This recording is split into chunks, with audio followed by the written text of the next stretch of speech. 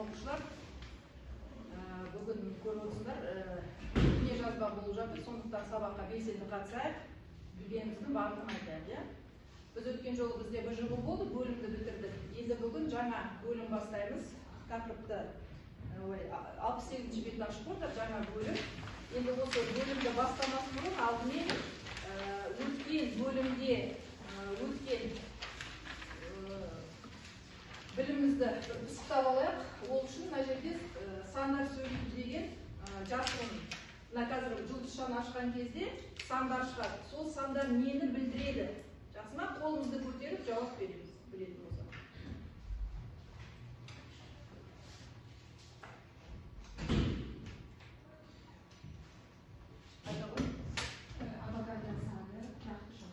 Авогадро саны тұрақты шама. Келісеміз бе? Жақсы, отыра ғой. Келесі, кім жауап береді? Ашайын. Қолайлы кезде бір мойын 22,1 литр көлем алады. Қалыпты жағдай немесе қолайлы жағдай емес, қалыпты жағдайда, стандартты жағдайда барлық газдар жақты көлем алады. Жақсы, отыра ғой, дұрыс па? Келесі, енді ашпай-ақ кім айтқысы келеді? Едіге.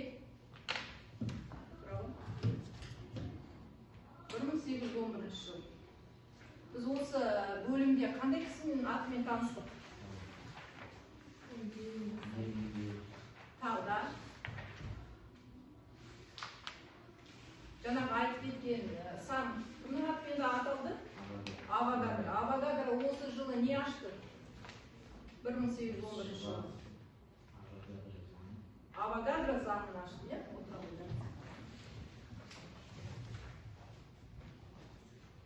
Келесі, кім айтқысы келеді? Мынау немене сандар? Кім айтады?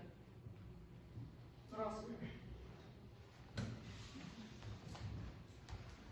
Температура 273 Кельвин бойынша, қысым 101,3 килопаскаль, немесе Цельсия бойынша температура 0 градус, а атмосфера 1 атмосфера қысымда. Не деген сөз бұл? Не сандар? Қысым, температура неге байланысты айтылады? Қандай күйдегі заттар бар? Газ күйіндегі заттар. Ал қандай жағдай дейміз? Қандай жағдай? Кім көмектеседі? Қандай жағдай? Қалыпты жағдай. Қалыпты жағдайда осымен. Қалыпты жағдай дегеніміз осындай температура, осындай қысым. Жақсы. Ары қарай. 5-ші сұрақ. 29 деген сан. Немене сан ол? Қолымызды көтерейік, айтайық. Отыр, бұл. 29.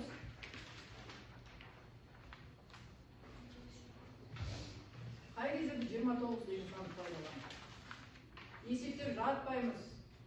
Ылғи да осындай массасы деп айтады. Иә? Ненің массасы? Ненің массасы? Малярлық масса. Ненің малярлық массасы? Ауаның малярлық массасы. 29. Ал енді есеп. 2 моль суда қанша молекула бар? Кім есептеп айтады? Жаңа өзі мен бірінші санды көрсеттім, иә? Молекулалар саны 6,02 көбейтілген 10-23 дәрежесі. Ол неше моль? 1 моль. Ал 2 мольда қанша молекула болады? Я жаңа да келген оқушы. 2 моль болса қанша болады? Авогадро саны.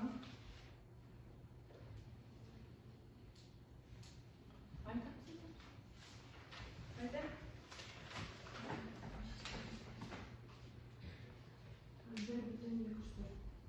12 бүтін, не? 12 бүтін 100-ден 4. Жақсы. Есептейміз. Ал егер 44,8 литр неше моль кетеді? 2 мың. Жақсы. Яғни, өткенде еске түсірдік. Біз өткен бөлімде не өттік? Есептер өттік, е? Қаншама формула өтті, қаншама есептер өттік, жаңаға көрсетілген сандардың барлығын пайдаландық. Енді бүгін жаңа бөлім бастаймыз. Мына суретте қарайық, не бейнеленген, не көріп тұрсыңдар? Бір күтетін қандай сөз айтуға болады? Отындар көріп тұрмыз, қандай отындар көріп тұрмыз? Көмір, ағаш, газ, мұнай көріп тұрмыз, е? Бұлардың барлығы не істейді? Жанады, жанған кезде не бөледі? Энергия не бөледі? Тағда жылу бөледі, жылу бөледі, тағда не бөліп жатыр? Жылу және жарық, жылу және жарық бөледі, осылай бұларды біз отындар дейміз. Енді осы отындарды бүгінгі тақырып жазып қояйық, яғни отынның жануы және энергияның бөлінуі.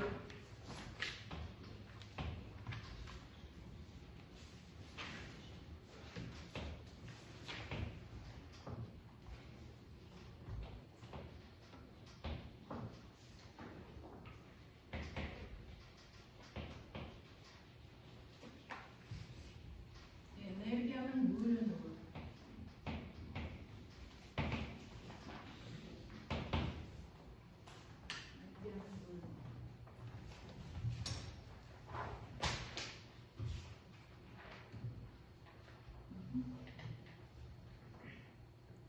Енді қалай деп ойлайсыздар? Бүгінгі сабақта біз не білуіміз керек? Жаңа суреттерді қосып айтайық. Жану, отындар қалай жанатын, жаңа суретте бірнеше отын түрлері көрсетілді. Қандай, мысалы үшін ағаш, көмір, қандай отын агрегаттық күйіне байланысты? Агрегаттық күйіне байланысты.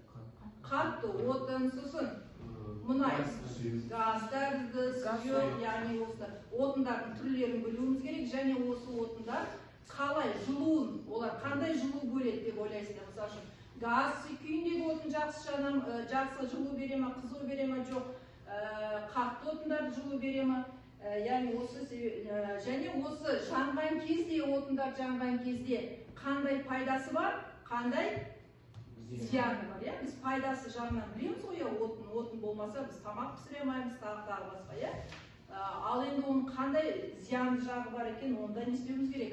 Білуіміз керек. Міне отынның түрлері өздерің жаңа айтқандай, қатты отын болады, газ күйіндегі отын болады, және сұйық отын, соның ішінде мұнайдың өзін пайдаланбаймыз, біз мұнайдың өнімдерін не істейміз? Пайдаланамыз. Қандай мұнайдан қандай заттар алынады? Бензин, керосин, дұрыс айтады, солярка, май, әртүрлі осылардың барлығын біз мұнайдан аламыз. Так, енді осы заттар жанады, айтып кеткен заттардың барлығы жанады. Енді мұнайда, ағашта, газда, бұлардың барлығы органикалық заттар. Яғни табиғатына қарай отындар, табиғи отындар болады, және жасанды отындар болады. Табиғи отынға мысал келтірейік. Ағаш, көмір, осыны айта аламыз, ағаш, көмір, ал енді бензин, керосин, олар ше? Олар жасанды. Яғни неден алынады? Адамның арқасында неден алынады? Неден алынады? Жаңа бензин, керосин, неден алынады? Мұнайдан алынады, дұрыс айтады, мұнайдан алынады. Яғни осыларды өңдейді. Енді органикалық заттар дегеніміз бұлар көміртек қосылыстары. Міндетті түрде құрамында көміртегі болады. Енді біз өзіміз алысқа бармайсыз қояқ, Қарағанды облысында не көп? Қандай жаңа зат көп? Не көп? Көмір көп, көмір. Шахталар, қаншама шахталар бар. Енді осы көмір қайда пайда болды деп ойлайсыңдар? Өзіміз, дұрыс айтады, ағаштан пайда болды. Яғни біздің Қарағанды облысы кезінде Не басып жатқан? Орман басып жатқан екен. Сол апат болған кезде, су басқан кезде, сол ағаштар ауаның қатысынсыз шіріді. Шіріген кезде неге айналды? Көмірге айналған екен. Енді осы көмір жанған кезде, яғни барлық органикалық зат жанған кезде, соның ішінде көмір жанған кезде, жану дегеніміз не? Тағы оны біз 7 класста өткенбіз. Жану дегеніміз не? Заттар немен әрекеттесу? Оттегімен әрекеттесу. Егер оттегі болмаса, заттар жана ма? Жанбайды. Яғни зат жану үшін міндетті түрде оттегі керек. Міне көміртек пен оттек әрекеттескенде көміртек жанады. Жанған кезде көмір қышқыл газы және жылу бөлінеді. Көмір қышқыл газы және жылу. Бәріміз өзіміз білеміз, я? Октябрьскийде тұрамыз бәріміз. От жаққанбыз кезінде не бөлінді? Ауаға көмір қышқыл газы бөлінді және үйді біз не істеп отырдық? Жылытып отырдық. Яғни денені қыздыруға қажетті энергия отынды жаққанда алынады. Қарапайым отынға көмір, мұнай, бензин, тағы да басқалар жатады. Олардың құрамында көміртек бар. Жану кезінде көміртек атомдары ауадағы оттектің атмосферасымен қосылып, атомдармен қосылып, көмір қышқыл газының молекулаларын яғни бөліп шығарады. Ол көміртек қышқылы болуы мүмкін, немесе иіс газы эквивалентті көміртек оксиді болуы мүмкін. Енді кез келген зат жанған кезде оның меншікті жылуы болады. Отынның, ағаштың өзінің меншікті жылуы болады, көмірдің өзінің меншікті жылуы болады. Сол оның ішінде естеген, сақталған. Сосын жаққан кезде сол жылу естейді, сыртқа шығады. Соны біз меншікті жылу дейміз. Меншікті жылуды есептейтін формула, ол меншікті жылу кішкентай қуатымен белгіленеді, джоуль килограмм деген өлшем бірлікпен беріледі. Немесе біз жылуды килоджоульмен есептейміз. Яғни меншікті жылу дегеніміз кез келген отын толық жанғанда бөлінетін жылу мөлшерін есептеу үшін меншікті жану жылуына жанған отынның массасын не істеу керек? Көбейту керек. Енді бұл оны біз алдыңғы сабақта есептер шығарған кезде тағы да айта жатамыз. Енді міне сол меншікті жылуды айтып отырмыз. Кері отын түрлерінің меншікті жануы ағаштың 1 килограммы жанған кезде қанша жылу бөлінеді екен? 1 көбейтілген 10-7 дәрежесі жылу бөлінеді екен. Ал енді мұнай жанған кезде 4 көбейтілген 10-7 дәрежесі жылу. Күшті ме екен қызуы ағашқа қарағанда? Күшті екен. Табиғи газдың жылуы 4 көбейтілген 7 дәрежесі. Оның жылуы, меншікті жылуы немен тең екен? Мұнай және оның өнімдерінің қызуына тең екен. Осыны біз меншікті жылу дейміз. Яғни тамақ пісірген кезде газға пісірген тез пісе ме? Жоқ, отқа пісірген тез пісе ме? Газға, себебі оның меншікті жылуы жоғары. Енді жаңа өзіміз айтып кеттік, агрегаттық күйіне қарай қатты отын, сұйық отын және газ түріндегі отын болады. Шығу тегіне байланысты табиғи отындар және жасанды отындар болады. Табиғи отындарға, қатты отындарға ағаш, шымтезек, қоңыртас, көмір, антрацит, саланцалар жатады. Жасанды қатты отындарға кокс жатады, ағаш көмірі, аралас бүйіктер жатады. Сұйық отынға мұнайдан алынатын өнімдер бензин, керосин, негроин, соляр ретіндер майы, газоил, мазут, тас көмір, қара май. Ал газ күйіндегі отындарға табиғи газ, ол метан, этан, пропан, пентан деген газдар, осылар біз табиғи газдар дейміз, және жасанды газдар, кокс газы, жартылай кокс газы, генератор газы, мұнаймен бірге жүретін серіктес газдар болып табылады. Енді негізі бүгін сабақ әлі аяқталған жоқ. Қазір осыған байланысты мына бірінші топқа бөлініп алайық, сосын ары қарай жұмыс жасаймыз. Жақсы ма? Қазір мынаның ішінен қағаздар кесілген, тез-тезден алайық. Бір-бірден.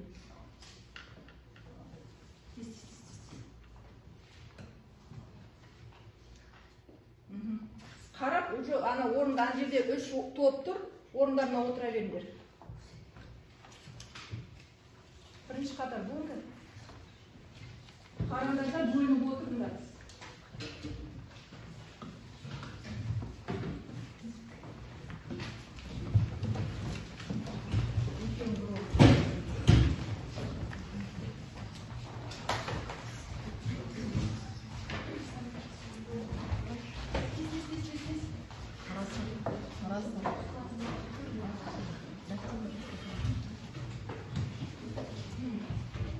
Кітаптарыңызды егерді аласаңдар.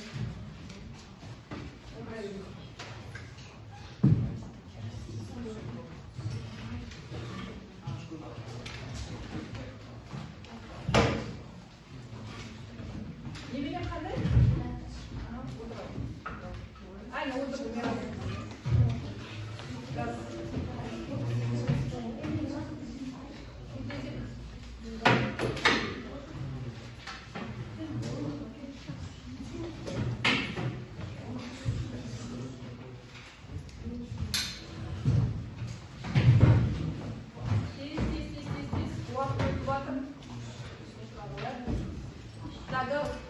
Suyu botun деп отырсыздар, қандай сізде қандай сөз?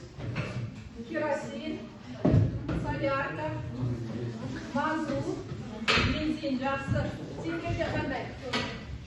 Көмір, сутезек, ағаш көмір жақсы. Сенікі табиғи газ, кокс. Кокс деген не? Екеуін мына жақта отырамыз. Кокс міне. Міне көріңіздер. Кокс газ емес, кокс деп отырамыз. Кокс газы жақсы, генератор газы, метан жақсы, этан жақсы. Яғни отындардың түрлерімен топқа бөлініп отырды. Ал жақсы болды. Енді ары қарай. 7-ші сыныпта өткенде еске түсіреміз. Қазір мен сендер жүкпен жұмыс жасаймыз бұл жерде. Үшеуің болса үшеуің жұмыс жасай бердім, жұптық жұмыс. Мен үшеуің жұмыс жасай бердім.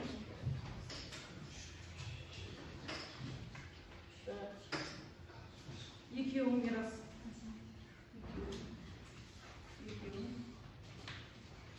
Жұпта жұмыс жасаймыз. Яғни қалып қойған сөздерді не істейміз? Орнына қоямыз. Тез. Жұмыс жасаймыз. 2 минут уақыт сендерге.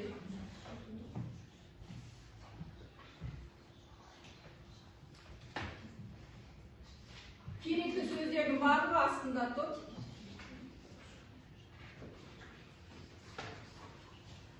Керекті сөздер астында тұр.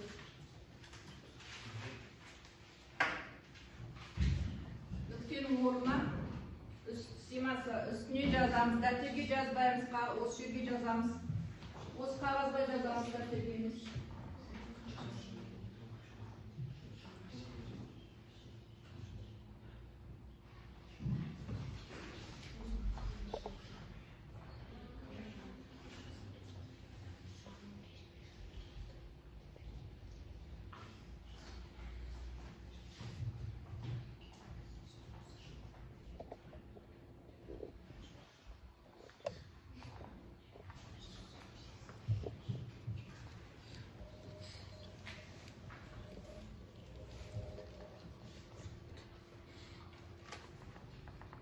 Астындағы сөздерді пайдаланамыз. Керекті сөздер. 7-ші сыныпта өткенді еске түсіреміз.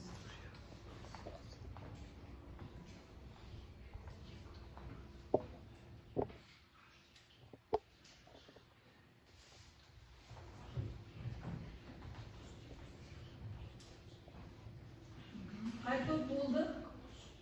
Қай жүк болды?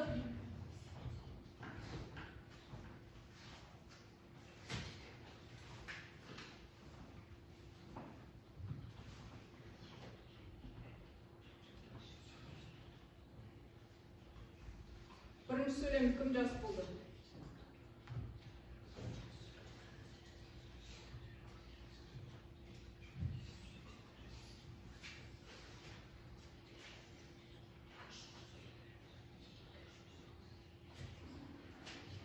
Жүк болған жүк қолын шапалақ ұрасың.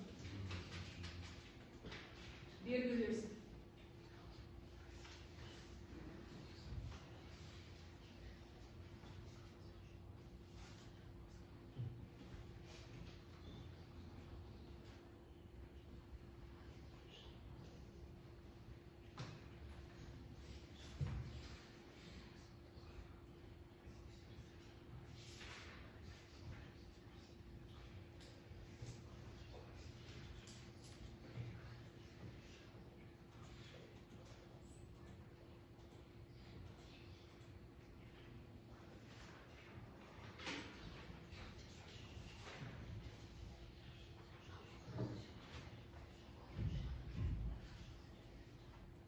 Болды.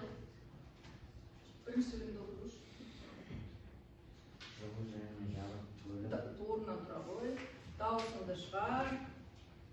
Жылу және жарық бөліп шотқа жүретін реакция.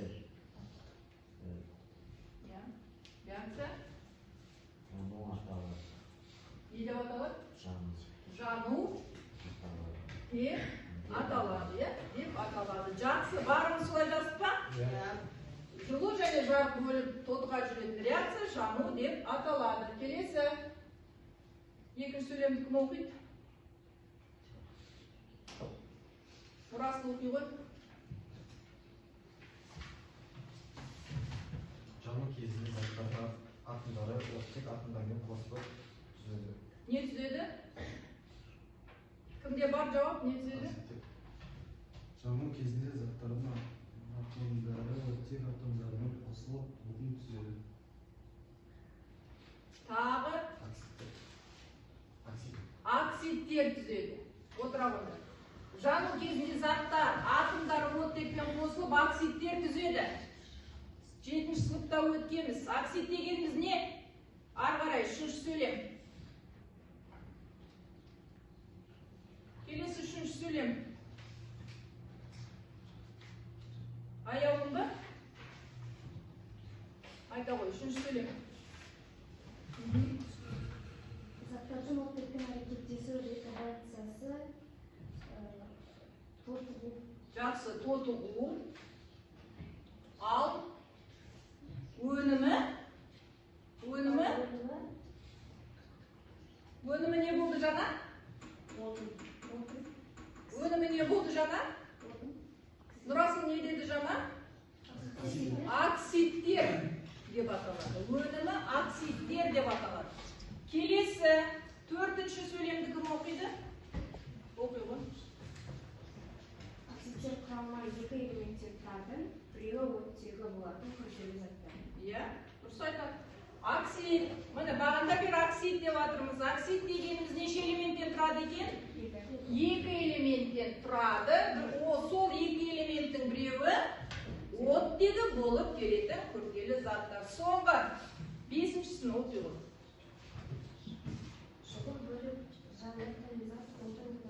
Жылу бөліп жанатын зат отын деп аталады. Жақсы. Еске түсірдік па? 7-ші сыныпта оксид дегенімізді білдік па не екенін? Келесі топтық жұмыс. Топпен жұмыс жасаймыз. Бұны да білеміз. Реакциялар жазып жүрміз. Так, міне. Маркер тұр, нетсе маркермен жазуға болады. Нешінші? Реакцияларды аяқтау керек.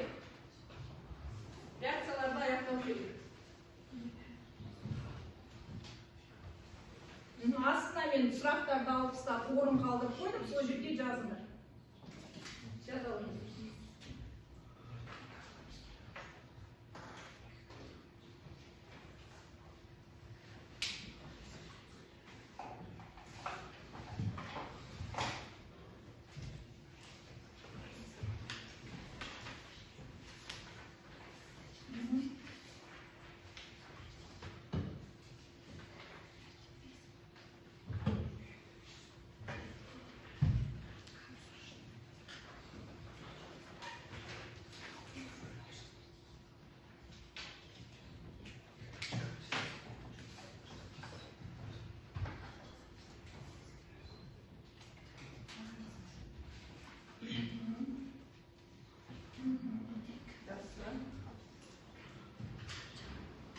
Minut vakti sendiriyor. Şu reaktöre 3 minut. Yani ne bozuldu şimdi? Tahtada dokuz. O. Bir koyun tutacağız o. Bir şöyle. O. Son. Bir koyun. Жақсы. Енді маған не болса керек? Теңестірсе теңестіреміз. Так. Үш қойдың. Жақсы, ол жерге дұрыс. Келесі. Соңғысы қиын болса, Тағы түсіндіреді. Пока екеуін жазыңдар, уақытымды өтіп бар. Не түсіреді? Екеуіне не түсіреді? Екеуіне қосылған зат түсіреді. Қосылу жазыңыз, жазалым. Сын. Сын.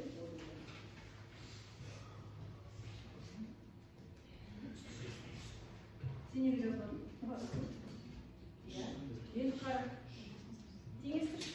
Сен теңестір. Бірінші реакцияны теңестір. Біріншісі.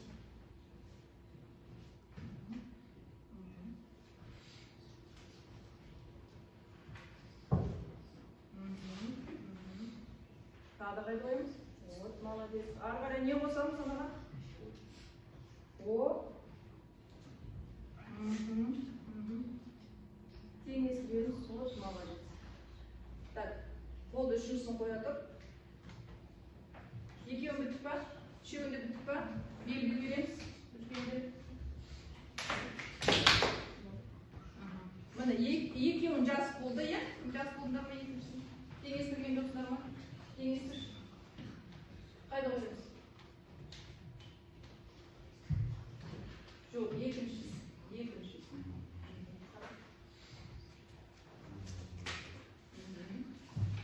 Сосын қайтесіз?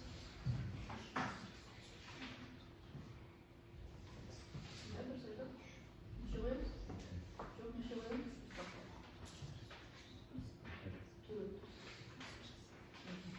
Жақсы. Тақтаға бір реакциядан жазып шығыңдаршы дейсіз. Бір топтан біреу келсінші. Я осыны. Біреу оңай. Бірінші. Біреу дұрыс дегенде жаза береді.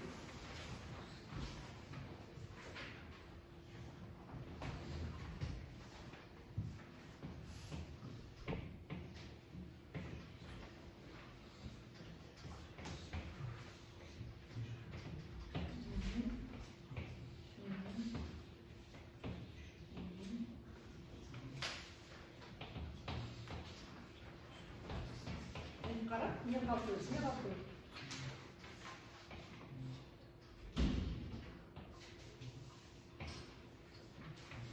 Не қалып қойды? Дұрыс айтасың, сол жерде сол екі қалып қойды. Жақсы. Отырамын. Қате жоқ, жақсы. Тамаша. Яғни, мұны заттардың жануы, жай заттардың жануын біліп тұрмыз, ең күрделі заттар тағы қарастырамыз. Енді жану реакциясының қандай пайдасы бар дедік жаңа? Жылу бөледі, жарық бөледі, тамақ істейміз, иә? Соның барын осы жылудың әсерінде. Ал зияны қандай? Көмірқышқыл газын шығарады. Сонда оның қандай зияны бар? көмірқышқыл газ жинаған кезде бізге жаңбыр жауады, тағы ауа атмосфераны бұзады. Жақсы.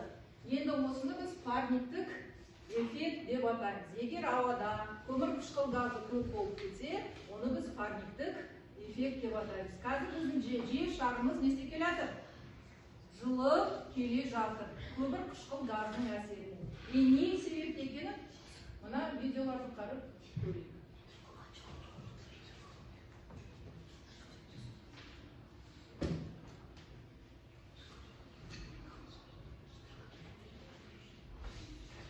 Озон қабаты стратосферада жер бетінен 20-30 километр биіктікте созылып жатыр.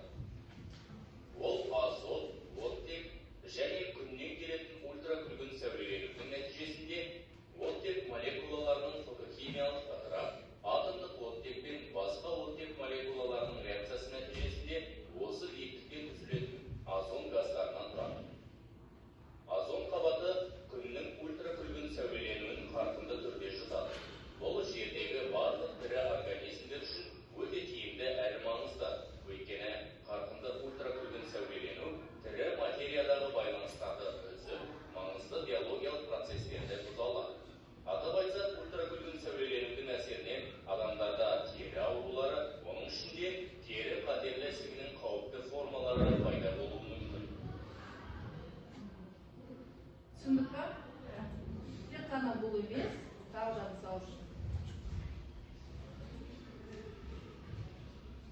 көмірқышқыл газы күннен шығатын көрінетін жарықтан мөлдір болып табылады.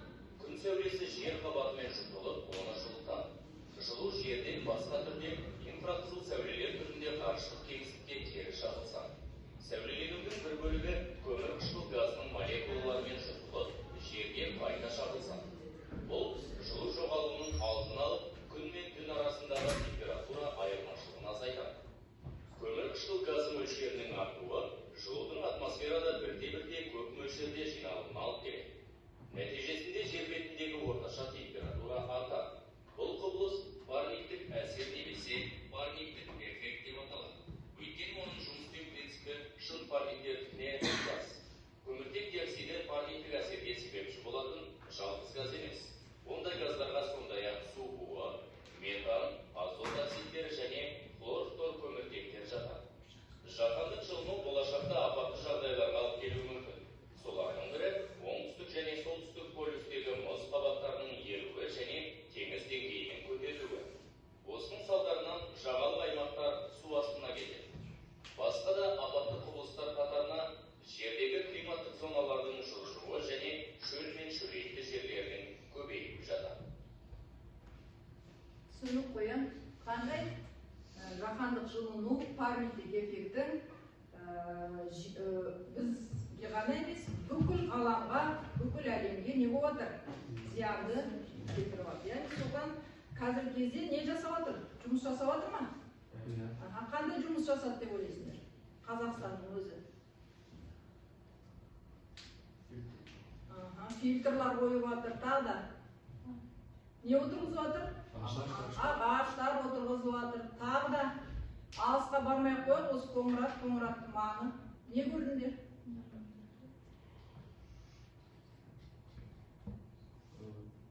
Не бар бізде? Қазіргі кезде ғалымдар, мысалы үшін бұл газдардың барлығы неден шығып жатыр жаңағы? Отындардан, иә? Отындар жаңағы көмірқышқыл газын шығарып жатыр, жүрдіріп жатыр. Енді соған көмірқышқыл газын, яғни ауаға зиянды зат бөлмейтін отындар көзін несі жатыр? Ашып жатыр ма? Ашып жатыр, ал айтайық, қандай не ашты? Бұл жаңағы отындар, жаңағы суретте көрген отындардың барлығы сарқылатын отындар. Таусылады бір күні. Көмірде таусылады, мұнайда таусылады, ағашта таусылып қалуы мүмкін, иә? Я, олар сарқылады. Сарқылмайтын отын көздері не істеп жатыр? Іздеп жатыр, іздеп тапты. Біздің қоңыраттың жанында не салынып тұр? Күн сәулесінің энергиясының жаңа жинайтын құрылғы не істеп тұр? Салынып тұр. Иә, салынып тұр. Күн энергиясын пайдаланады. Ешқандай оның зияны жоқ қоршаған ортаға. Күндіз өзіне тартады, энергияны береді. Тағы қандай деп ойлайсыңдар? Күннен басқа. Тағы қандай баламалы энергия көздері бар? Су тағы. Жел. Желді білеміз. Көбінанда не сияқты айналып тұрады, қатты жел соққан кезде. Міне, қазіргі кезде, яғни ауаға сондай көмірқышқыл газын шығармайтын, зиянды газдар шығармайтын баламалы отын түрлері бар, табылып жатыр. Соның ішінде сутегі газы қазіргі кезде ең негізгі табиғи немесе экологиялық таза отын болып есептеледі. Себебі су жанған кезде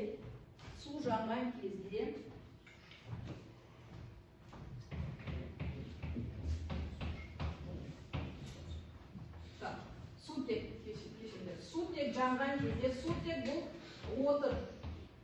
Не пайда болады? Сутек жанған кезде экологиялық таза отын деді.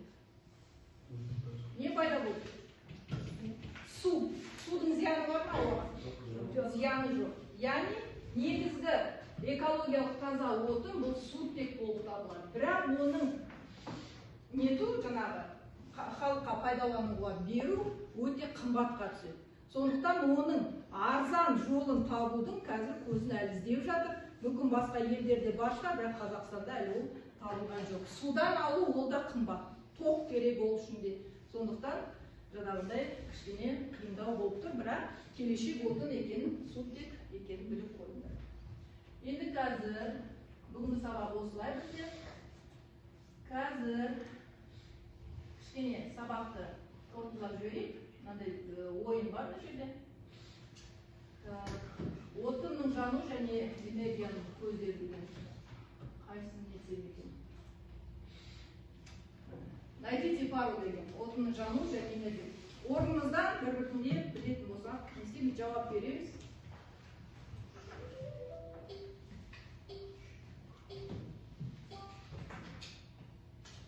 Жану реакциясы нәтижесінде не түзіледі? Кім айтады? Мынаның жауабы тұр астында. Жану реакциясы нәтижесінде не түзіледі? Кім айтады? Ондай жауап жоқ мына жерде. Жану реакциясы нәтижесінде жарық, жылу, отын, қатты, сұйық, жылдам деген, қу деген бар. H2O2, Жылу, жарық. жақсы. Жылу, жарық.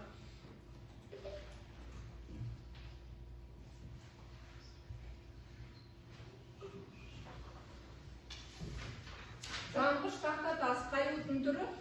Қатты ма, сұйық па? Қатты. Жақсы. Қолымызды көтеріп жауап берейік, е?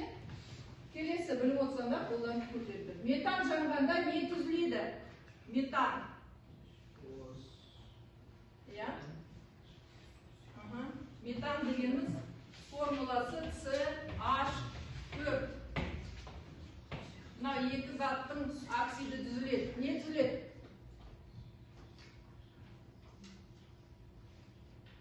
Көміртектің оксиді CO2 и су. Қайсы жауап? Таскөмір. Міне, CO2 тағы біреуіне жауап берейік. Мазут қай отын? Сұйық.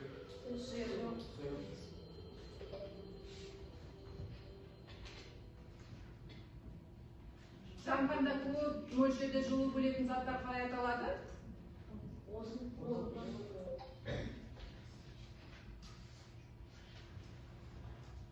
Отынның қанша агрегаттық күйі бар? 3.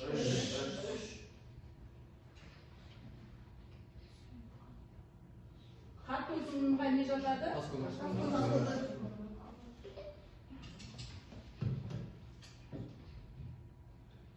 Жану реакциясы қалай жүреді? Жылдам жүреді.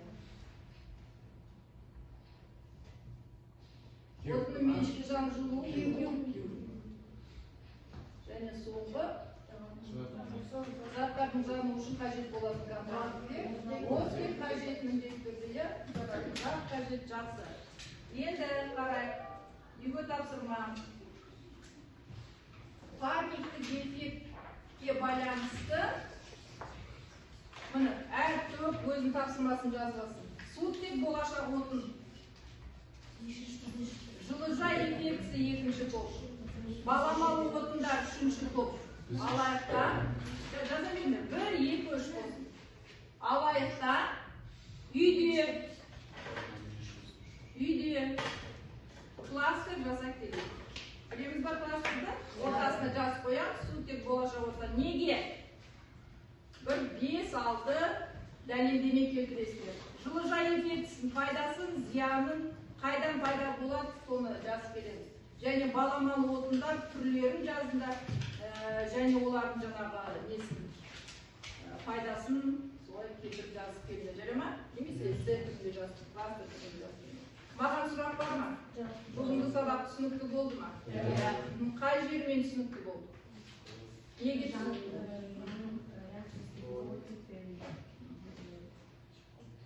Осы сабақта сендерге қиын болған жағы бар ма? Бізге қиын болды, күрделі заттарды жануы, соны келесі жолы дұрыстап дайындалып қарап келді. Мен де сендерге соны дайындап келейін. Маған сұрақ болатын жоқ болайын, сұрақтарым жоқ болатын болса, жақсы сабақ аяқталды. Бағалау. Енді бүгін сабаққа жақсы қатысқан оқушылар бар. Барлықтарында белсенділіктеріне байланысты, жауап бергендеріне байланысты 10 баллдық жүйемен мен бағалаймын. Жақсы ма? Мұрасы қатысты, ғалымжан